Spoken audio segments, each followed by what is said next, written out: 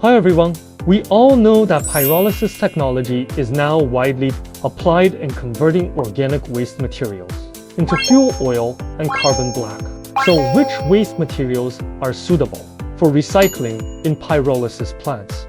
Let's explore it. In fact, the waste that can be processed by the pyrolysis device is mainly divided into two categories: municipal solid waste and hazardous waste.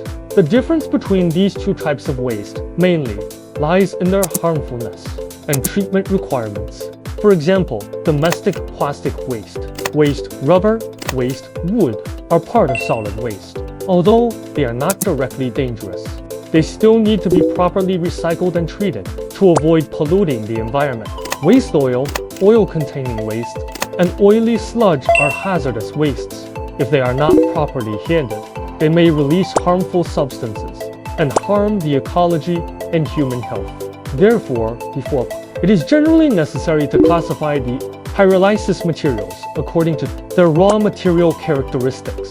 This can optimize the pyrolysis process effectively, improve resource recovery efficiency, better control pollutant emissions during pyrolysis, and reduce operational risks. Whether you want to recycle municipal solid waste or hazardous waste through pyrolysis technology, you can contact us for detailed technical solutions.